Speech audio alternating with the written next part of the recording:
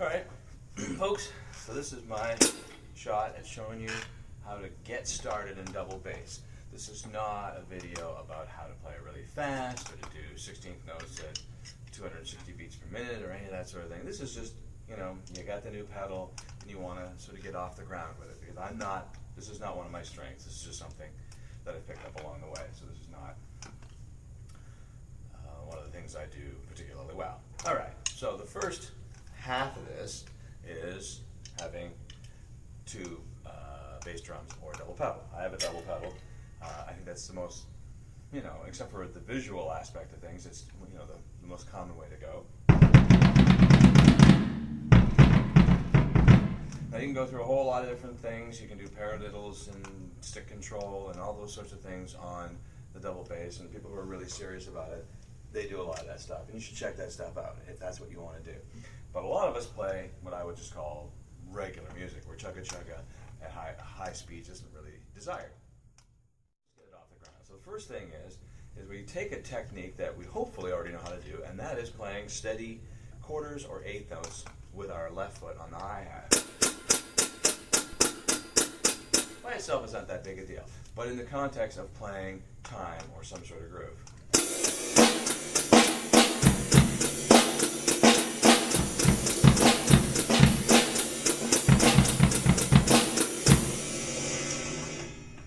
Something along those lines, right?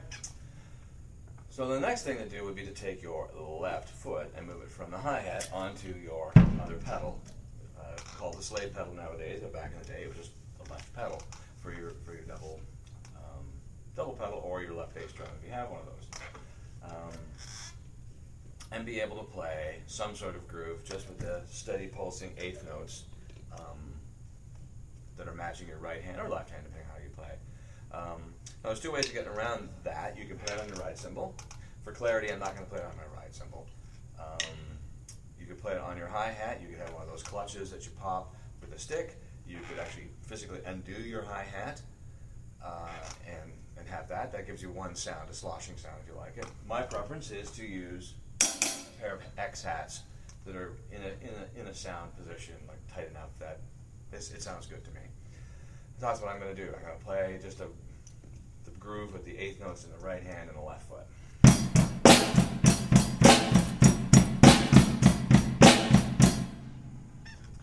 Now the other half is being able to do the upstrokes, or the 16th notes, or whatever way you want to look at it, the offbeats sometimes people call them, with your right foot. So if you can do this,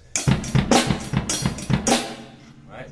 We discussed that in the other video I have about getting the double bass sound without actually having the double bass. And if I know what I'm doing, there should be a link to it right now. So we see if I know what I'm doing. Okay, which is where I ride the floor tom and then do the alternating notes with the bass drum. I'll just play that. You can look at the video if you want to. And then we had a whole bunch of stuff around that. We're not going to do that. We've already done that. Okay, so then you just combine this with that. So what this is sometimes called is the the left foot lead. It's called the left foot lead. You're leading with the left foot, just like when we learn to play single stroke rolls, we should be learning how to do them equally well, starting with the right hand or starting with our left hand.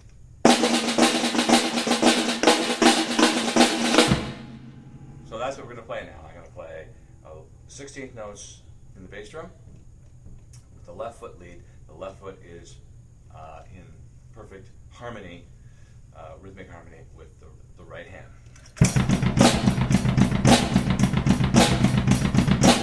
Right, and that came fairly easily to me. I mean, to get it really happening, you got to work on it all the time. Right? Now, however fast you can do one or both of these things, you can do the whole thing that way.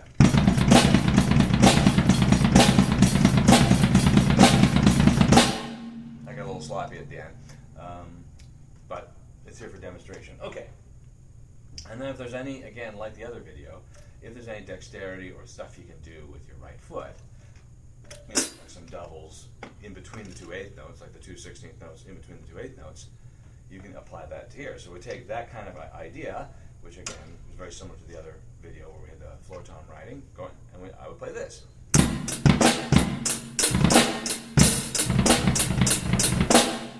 Take that idea and do the same thing with our left foot playing eighth notes usually. All right, here we go.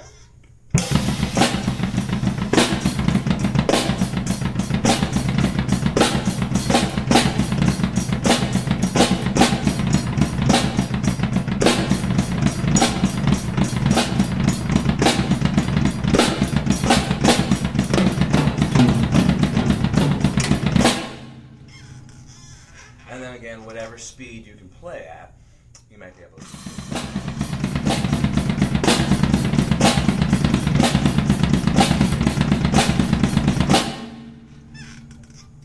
Fun and games. All right, so you work on all this stuff and you get really good at it, but most of us who play music at all for money and are not playing, just for, the love of a specific type of music. And basically I'm saying, if you don't play the type of music that uses a lot of double bass, heavy metal and other types of things, it would almost seem like a waste of time to learn all this stuff, other than it's good for you. But most of us play regular music, and so by regular music, I'm talking about music that people get paid and people drink and that sort of thing. So nobody really wants to hear you, throw this stuff, in regular music, right? Like, hey, let's play a slow blues.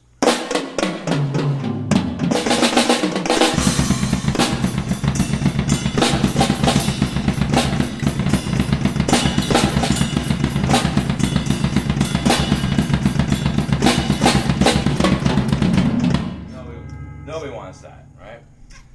Or for you to eventually get there, right?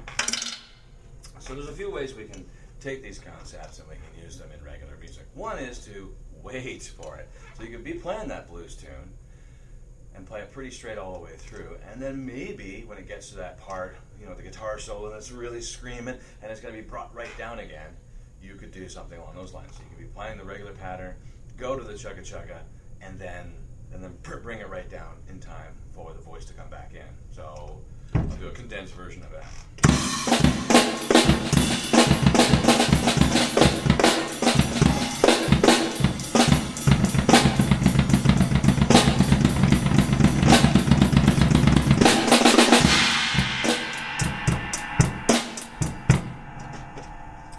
So you can do that at the end of songs as it's really building up an energy, or at peak moments in songs, etc., etc. Another thing you can do is use the double bass as a drum fill. So the idea behind this is that you're kind of probably already doing something with your foot. Hopefully the camera's picking up. When we play, the number of times that we're playing and we're just popping our heel or our leg up and down, and so we're already doing that, and we can turn that energy into playing a little bit of extra spice with the second pedal. So I'm going to do a little bit of that. Okay.